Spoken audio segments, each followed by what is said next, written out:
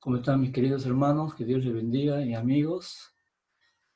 Estamos todavía en cuarentena y bueno, ¿cómo describimos estos días en cuarentena desde que el 6 de marzo nos enteramos acá en Perú que coronavirus, el coronavirus llegó acá a Perú? Temor, que empiece a contagiarse muchas personas, enfermarse y luego morir. Esta pandemia ha producido en nosotros también el temor de ¿qué voy a hacer ahora? ¿Podré abrir mi negocio? ¿Podré regresar a mi trabajo? ¿O ya me despidieron? ¿A qué me dedicaré? ¿Cómo voy a solventar mi economía, mis gastos? Si estoy despedido, no puedo abrir mis negocios. Hay el temor de ya no poder pagar sus gastos, comida, cosas elementales, los servicios, la alimentación. Y si me enfermo, ni la medicina puedo comprar. El temor a enfermarse, el temor de no tener ni siquiera para comer. Eso es lo que hoy día nos está embargando a todo el mundo. Y cuando tenemos temor, ¿qué produce en nosotros? Nos paraliza, nos da pánico, nos bloquea. De repente no podemos dormir, nos cambia de humor, estamos así desesperados. O sea, nos sentimos como atados, impotentes, queremos llorar. El temor es una cosa mala cuando tenemos. Por eso, cuando Jesucristo se dirige a las 7 iglesias del Apocalipsis y cuando se dirige y da su mensaje a Esmirna, una iglesia que estaba pasando muchas dificultades y le va a decir, no temáis. Y ese es el mensaje que Cristo hoy día quiere dar a ustedes y yo quiero compartirles a ustedes. Que el mensaje que Cristo dio a la iglesia de Esmirna hace como 2000 años atrás es muy pertinente para hoy día nuestras iglesias de hoy en día. Vamos a ver este texto y vamos a invitarles a que juntos vamos a verlo. No temáis, Apocalipsis 2 del 8 al 11. Y les invito a abrir sus Biblias, si ustedes lo tienen, sus dispositivos, pueden leerlo. Muy bien, antes de hablar de, del tema tan rápido, voy a hablarles de Esmirna. Esmirna era una ciudad romana muy próspera.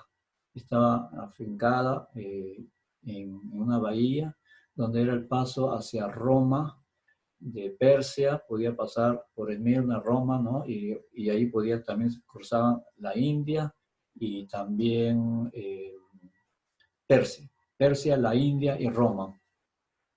Así que era un centro muy estratégico comercial.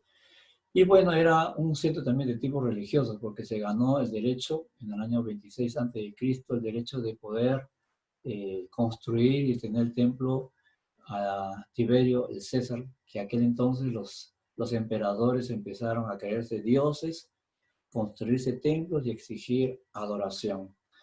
Bueno, ahí también habían grandes edificios, habían centros de estudios de la ciencia y la medicina, así que había un gran desarrollo pues, científico, y también había un templo al dios Baco, al dios del vino.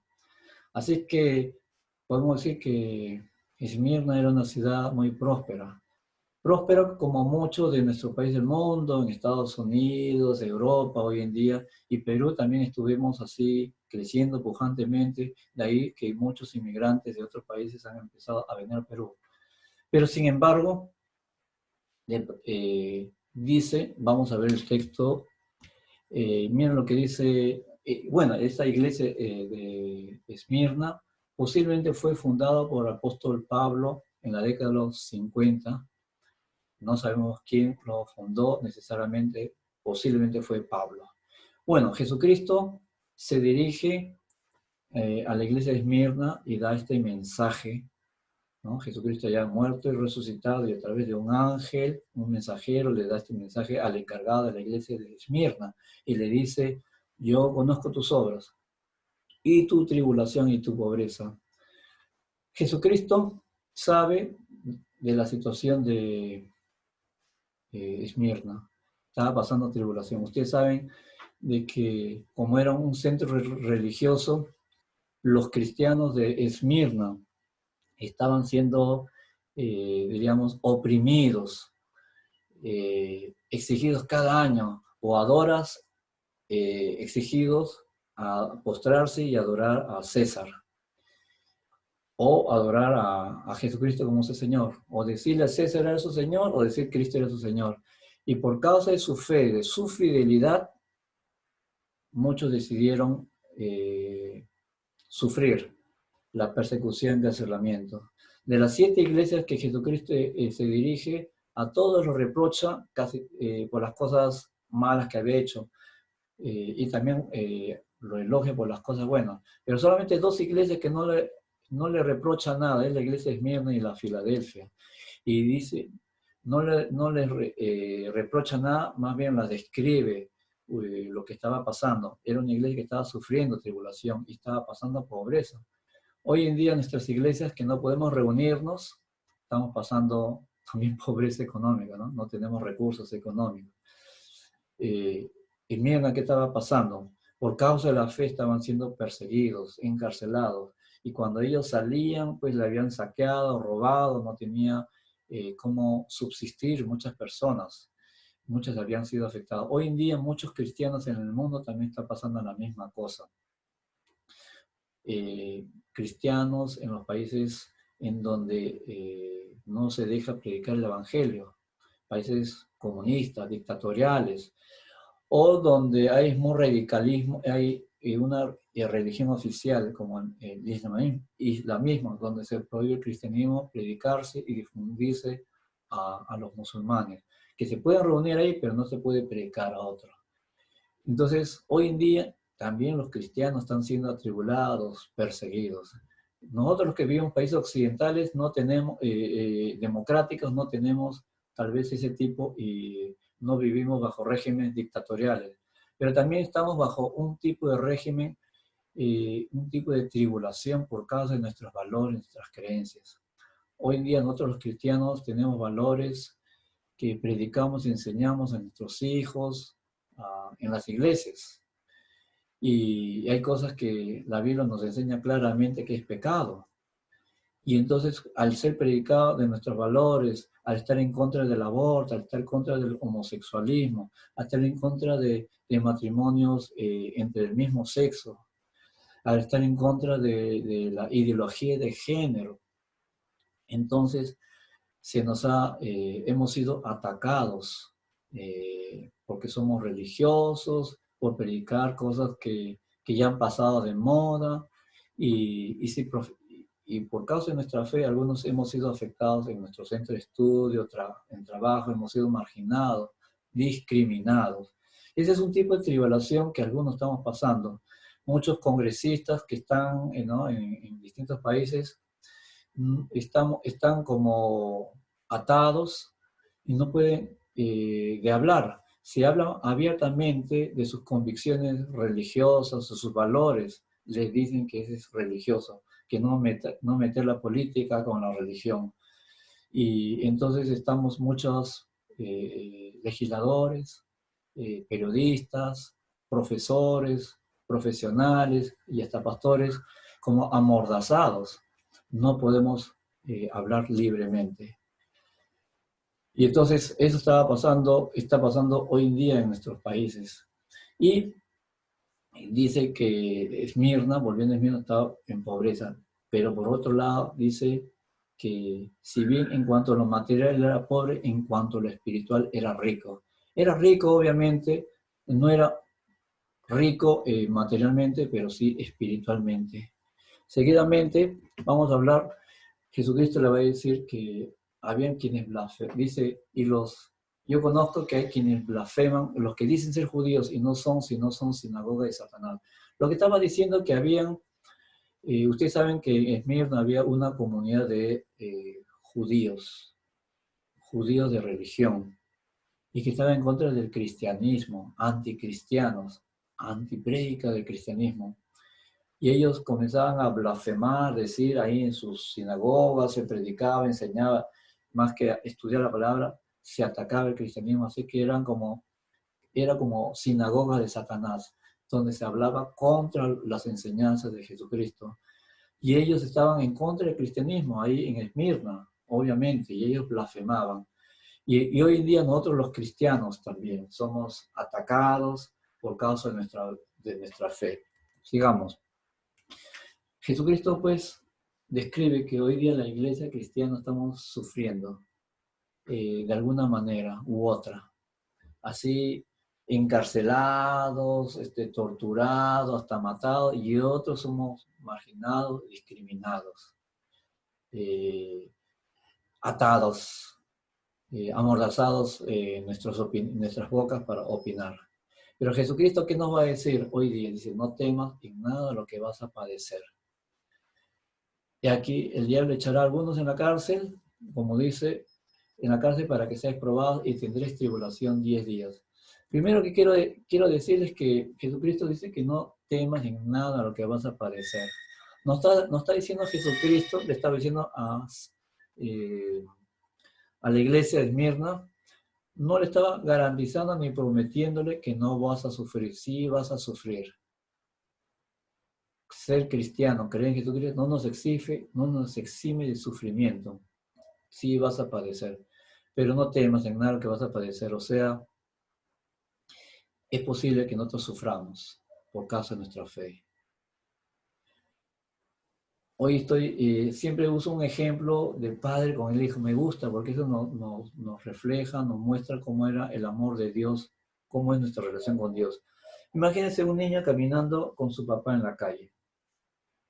Y no porque esté caminando, y entonces cuando está caminando, de pronto el niño se tropieza y se cae y llora.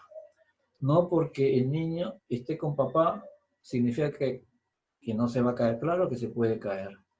Por descuido, juguetón, está salta y brinca, ¿no? Y se cae. ¿Y qué diferencia si ese niño salta y brinca y se cae y no está papá al lado? ¿Hay una diferencia? Por supuesto que sí. Si el niño se cae y se golpea la cabeza, el cuerpo, ¿no? Y llora por el dolor y mira a los lados, no encuentra a papá, va a llorar mucho más. Pero ¿qué diferencia cuando un niño se cae, se golpea y le duele por el golpe? Pero al verlo papá, mamá, y papá le dice estoy acá y lo carga, lo abraza, ¿no? Lo consuela. El sentimiento del niño es tremendamente diferente. Por eso que Jesucristo dice, no temas en nada lo que vas a padecer. ¿Se acuerdan lo que dijo Jesucristo, Mateo capítulo 28, versículos 18 al 20? Dice, y predicar a todas las naciones. No, hagan discípulos a todas las naciones. Y al final del capítulo dice, he aquí que yo estaré todos los días hasta el fin del mundo. La promesa de nuestro Señor es que en medio de las tribulaciones, de los padecimientos, Él estará con nosotros.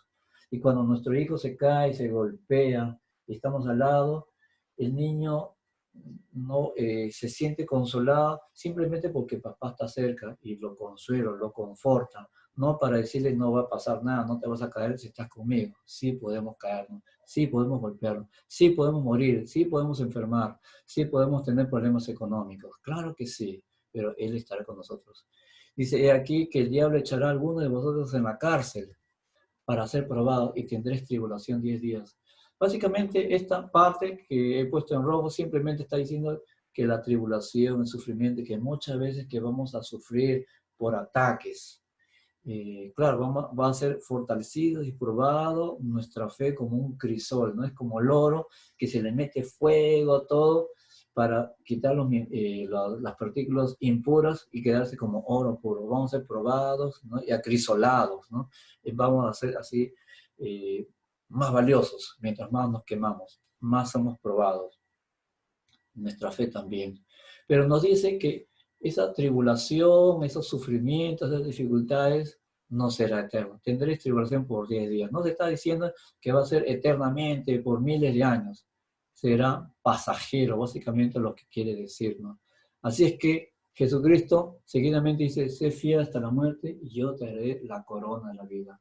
Jesucristo nos exhorta a ser fieles hasta la muerte. O sea, otra vez nos dice, Creer en mí no te exime de la posibilidad de ser perseguido, de sufrir, de enfermar, de morir, que te encarcelen y cometan injusticias contigo. Pero sé fiel hasta la muerte, sé perseverante.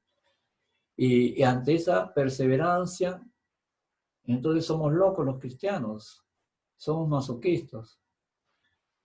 No, no somos locos, más bien somos más inteligentes. Sí es verdad, creer en Él no nos exime necesariamente de sufrimiento. Hay testimonio, ejemplo de gente que de pronto Dios hizo el milagro, los protegió y no pasó nada. Es verdad que, que estaban con cáncer, de pronto se sanó, que iban a morir y no pasó nada. Pero normalmente no ocurre eso. Dios en algunos casos obra en milagros y en muchos casos no. Pero por eso nos dice, sé fiel hasta la muerte. No te garantiza que te va a salvar físicamente de los ataques, de la muerte, de las enfermedades, de los accidentes. Pero sé fiel, no abandones, no renuncies, tú no reniegues de la fe en mí. Sí, reconociendo que yo soy tu Señor y tu Salvador. ¿Y cuál es la recompensa? Yo te daré la corona de la vida. La corona de la vida, ¿qué era? La palabra que usa ahí Juan para corona no es la palabra en griego que se usa los reyes cuando se ponían una corona. La palabra corona en griego era diadema. Y entonces esa era la corona que usaban los reyes, ¿no? Esa cosa física le llamaban corona. Y aquí en griego no usa la palabra diadema, usa otra palabra, dice estéfano. Estéfano era el premio que recibían, por ejemplo, los atletas después de una competencia, una carrera, y que era, no era un diadema, no era oro, nada de esas cosas, era una rama, como dice, de olivas, ¿no? Una cosa que era eh, temporal.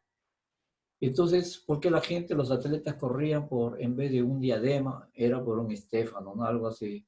Era simplemente por el honor de competir en las competencias olímpicas.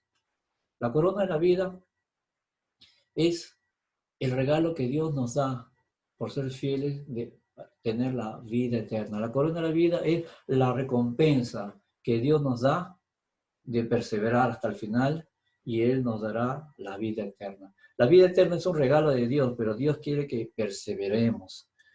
Y fíjense, acá en Santiago capítulo 1, versículo dice, bienaventurado el hombre, el varón que soporta la tentación, porque cuando haya resistido la prueba, recibirá la corona de la vida. Es verdad, hermanos, la salvación es gratuita. Lo recibimos por la fe, no por obras.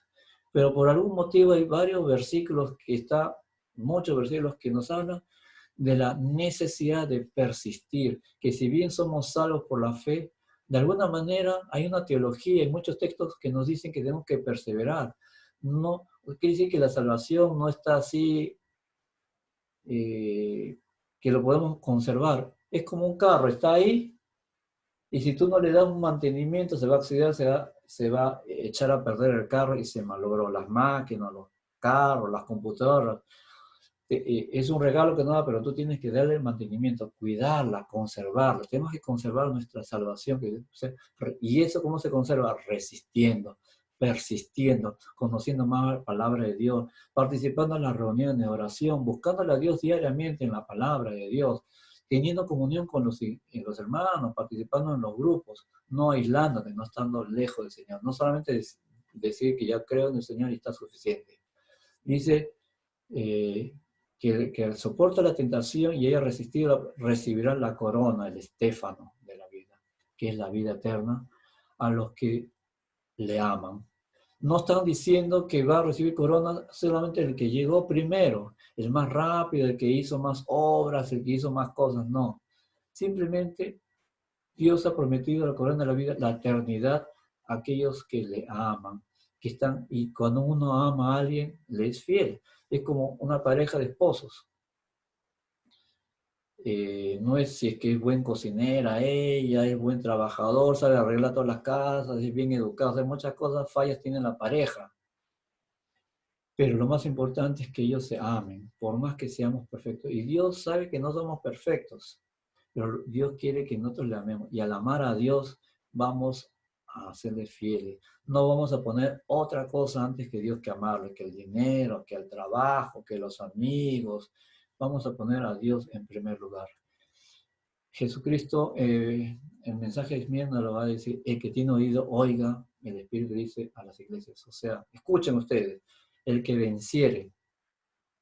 O sea, si bien la salvación es algo que Dios nos lo regala, pero es interesante que dice que venciere. O sea, Dios te lo da, pero tú tienes que luchar, protegerlo, guardarlo, conservarlo. O sea, el que vence, ¿no? El que lucha por mantener su fe, no sufrirá daño de la segunda muerte. ¿A qué se refiere segunda muerte? Primero expliquemos qué es primera muerte. La primera muerte es la muerte biológica. Está establecido que el hombre muera y el juicio. Nosotros tenemos un cuerpo físico que todos vamos a morir. Cristianos, no cristianos, todos moriremos. Vamos a morir. Esa es la muerte primera. La muerte segunda es la muerte espiritual. Es la ruptura, la separación de tu relación con Dios.